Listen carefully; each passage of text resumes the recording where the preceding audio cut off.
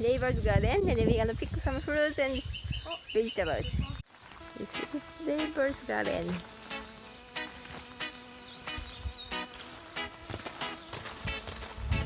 Oh, that's nice. They have beautiful hibiscus flowers and then papayas. Yeah, right? Papaya. あれカカオ。カカオ。Thank you. チーもちょっといただこう。パイナップル。ココナッツもあります。でオレンジもあるよ。ではこれがモリンガですね。こうやってプチプチっと。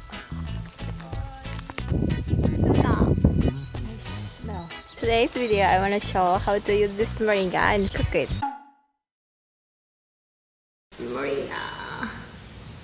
This is good for the skin, this is good for the stomach, lots of nutrition. But I don't know what to say in English, so you can Google it about the moringa. So then...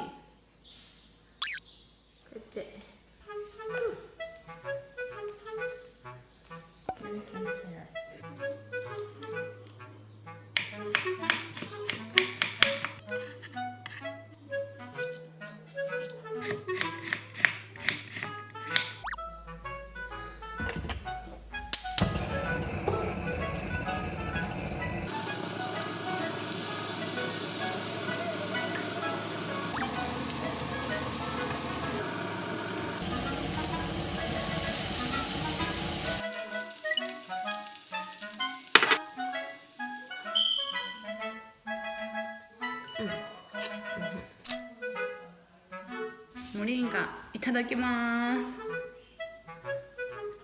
美味しい。よかった。美味しい。なんだろう。苦味がちょっとあって、人参が甘いからすごい合ってる。あ、本当ですか。よかった。